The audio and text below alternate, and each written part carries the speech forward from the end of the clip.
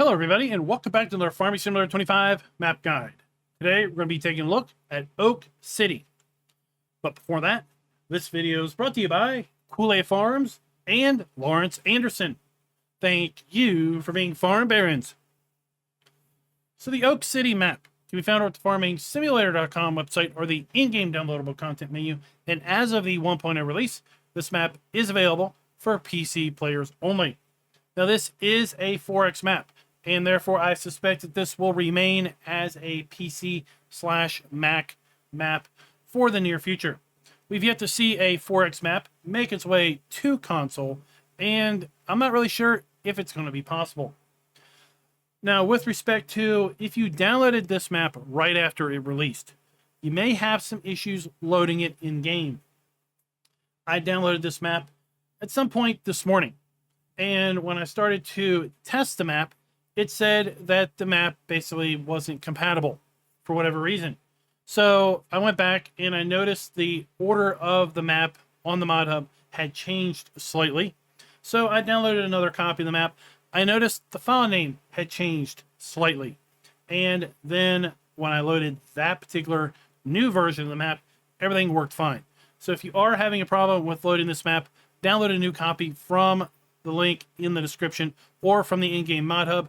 Delete the old copy because it is a completely different name. It will not overwrite what you have. The original download was named FS25_Oak City. The new one is named FS25_Oak_ City.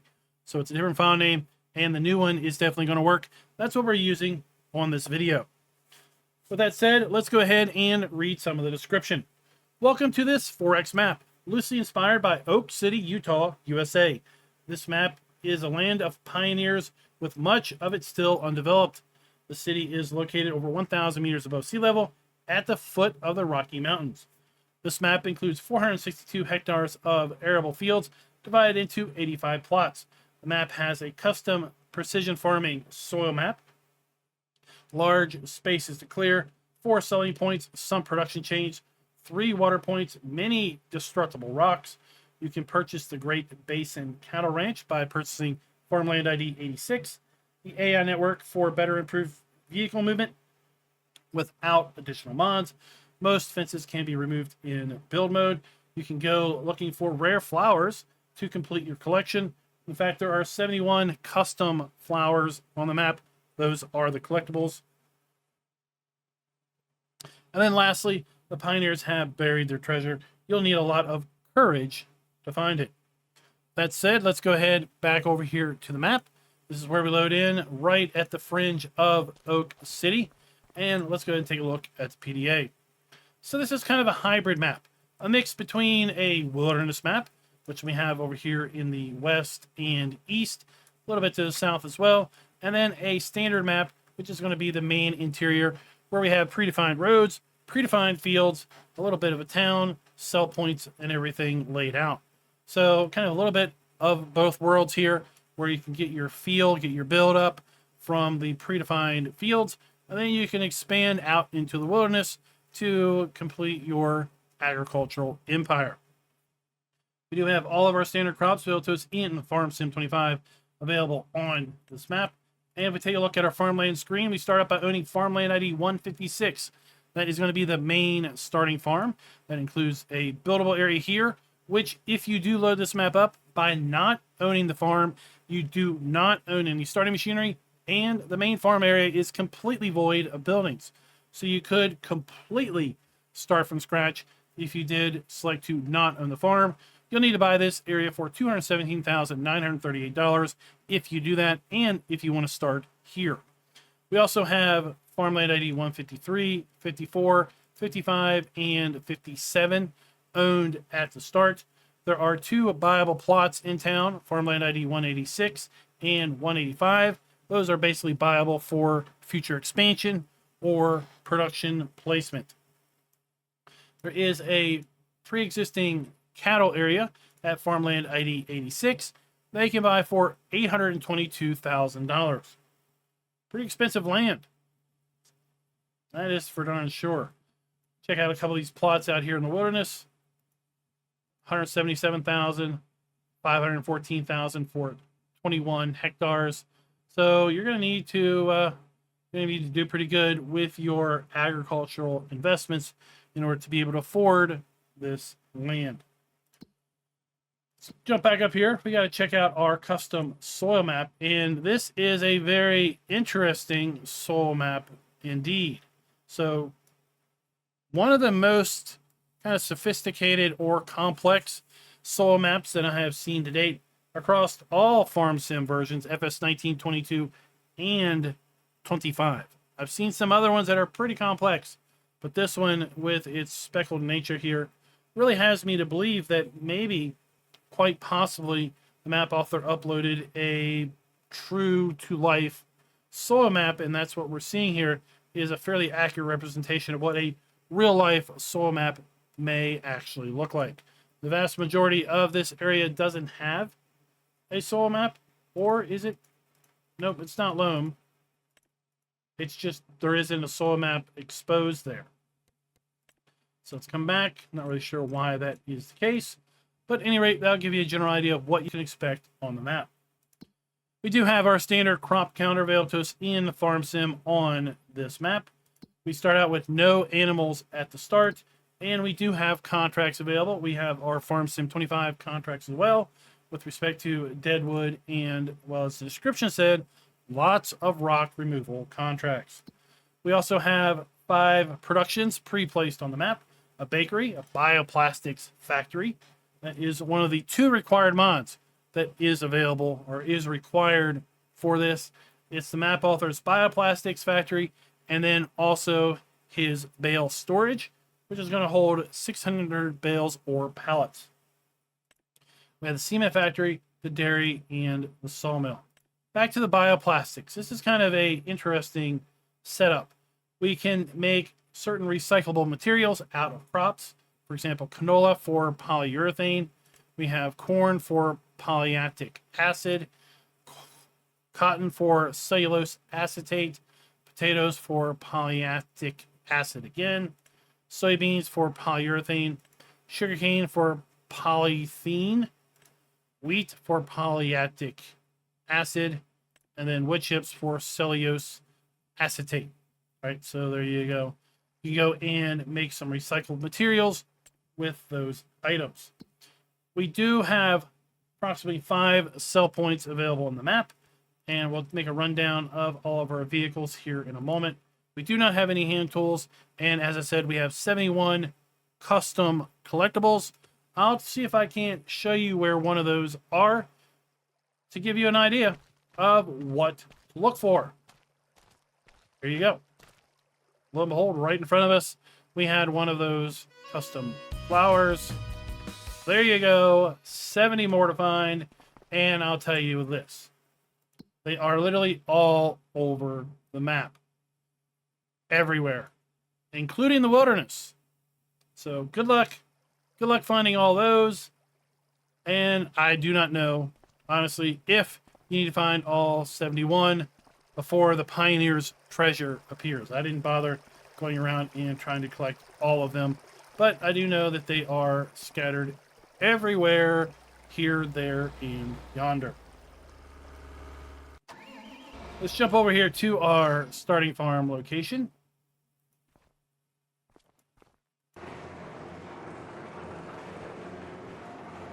And again, this area is completely void of buildings and machinery if you do select to not own the farm at the start. Talking machinery, let's go see what we own. We have the International 200 Series pickup truck. We have the John Deere 8R 410 large tractor, as well as a pair of John Deere 9R 640 tractors. We have our Brantner TR 34090/2 PT Plus trailer. We've got the Lemken Soltar 12 seeder and the Porsche 2450 SV planter. We have the John Deere X9 1100 harvester, a pair of those actually. We also then have an HD50 grain header. Oddly, only one of those. We have the HD HT52 header trailer. And then we have one C16F corn header. So 2 harvesters and 1 header each 1 corn, and 1 grain. I would have thought you'd have started out with 2 of both of these headers to go along with 2 of these harvesters, but hey, you gotta have something to buy, and that's going to be your starting machinery. With respect to mods and DLCs, this map does not have any vehicles or implements that are custom with it. Here at our starting farm location, we do have fuel storage. We've got a 3-bay garage. We have then a large machine shed for storage of our vehicles and tools. All of these things can be sold if you do own the farm and you want to customize it some. We got a huge grain silo located right here with our dump and fill points on the side. And then you see the barn. That's going to be the map author's custom bale and pallet storage. So we have our input for our bale and pallet storage. And then we have our output right there. Down the hill, we got a little barn. And then we have our farmhouse with our sleep and wardrobe trigger. I mentioned we also have access to farmland ID 86. Let's go ahead and visit that. And this area is largely undeveloped other than this large cow barn. So we've got our flurry trigger here. Of course, this is pretty standard feeding robot cow barn. So we have our mineral feed, our entry point for our silage or straw or hay. 291 cows in total can be stored here. We start out with 50 18-month-old Holsteins. And then we have our milk trigger located right there. If we didn't want to use the feeding robot, of course, we could manual feed, and we're able to do that inside of here. This is also where we're going to take and blow straw if we want to have manure. Now, this area does not have a manure heap replaced, so you will need to put one down if you do wish to, again, collect manure. Get a little bit of altitude and just kind of take a look around. I gotta wonder if, well, I know for a fact that the map author didn't start development on this after Plains and Prairies was announced, but I gotta wonder if he didn't smile a little bit to himself when he knew that this was in testing and Plains and Prairies was announced.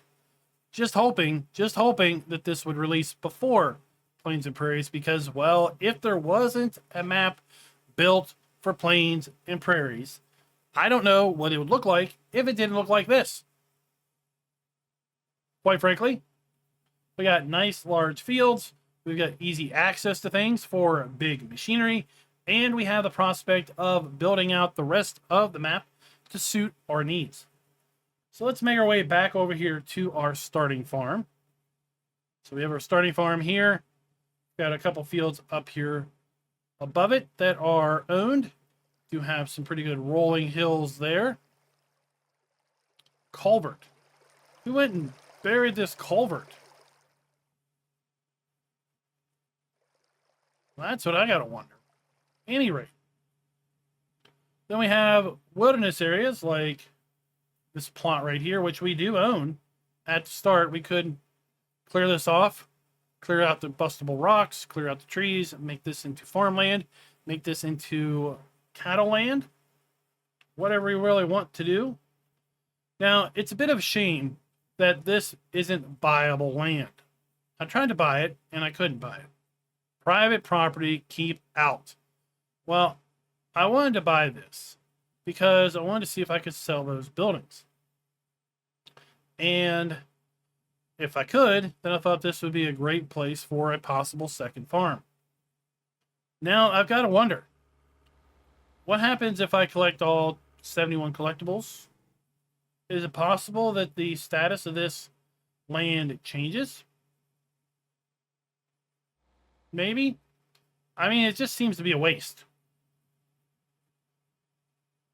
But at any rate. So here we are in town. Like I mentioned, We have our farmland there. Here we have one of our sell points, right where we basically started. This is the sign where we started at. So we have a sell point here. This is that buildable area that we could clear off. Lots of bustable rocks, some trees to clear out of here. It looks like a twister came through and ripped that tree out. And then we also have another viable plot located up here. That's kind of already cleared out, ready to go. All you do is place a building down. We have a sawmill located there. This is the map author's custom bioplastics factory that is pre-placed. So we have our dump point there. We have our fill point, I guess, for our liquids. Then we have our interactive icon here. And we have a little bit of a chart showing us basically what type of plastics are made by what types of crops. So wheat, corn, and potatoes are going to make plastic 7. Sugarcane 4. Wood chips and cotton are going to make that cellulose. And then we have canola and soybeans are going to make, again, a different type of plastic 7. Kind of neat.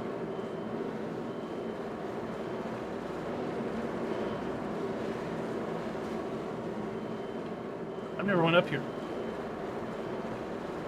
Oh.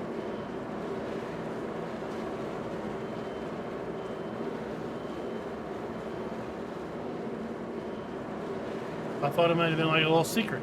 All right, anyway.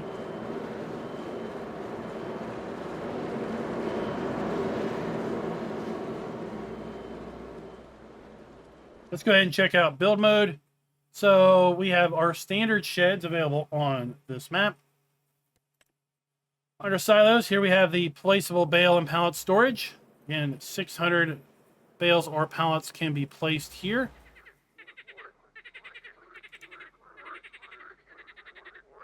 Go here to factories.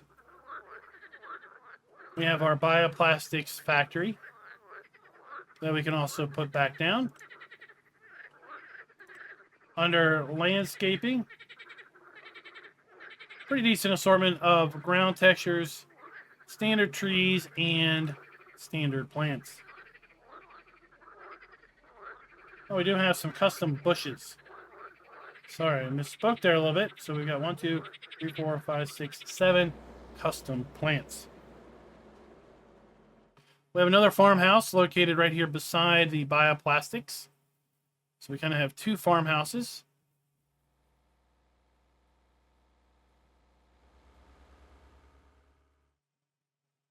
Also in town, we have our dairy.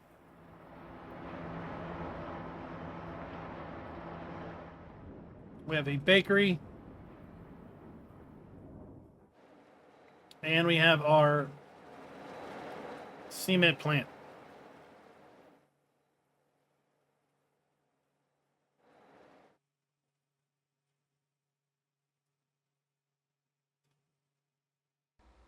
Just on the other side of the street from Hardware Bob, we then have another sell point in Red Rock Harvest. All right, so here we have our farmers market sell point, basically. Then we have our vehicle dealer. So our vehicle dealer triggers kind of right here at the entrance, not over by the shed at all. Let's go ahead and buy something, see where it spawns. So there you go. And then right here in back, we have our dealer maintenance trigger.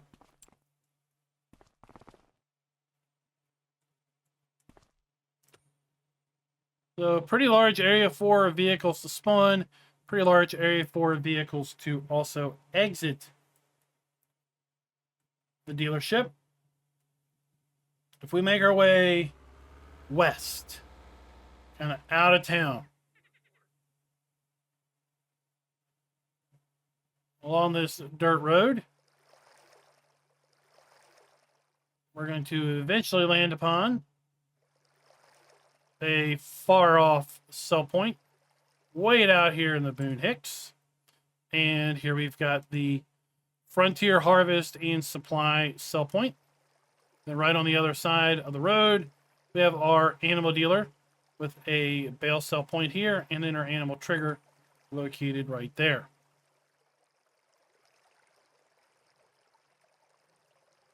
We follow the drainage up along kind of the dividing line between agricultural land and wilderness.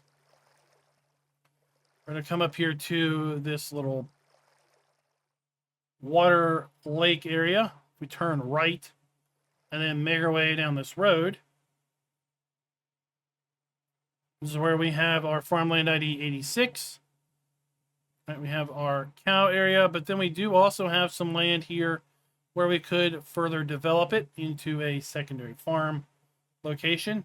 And north along the main paved road, we're going to have our final grain sell point located right here. This is going to be identified as Grain Harvest Corp. And that should be pretty much all the pre-existing or predefined areas on the map.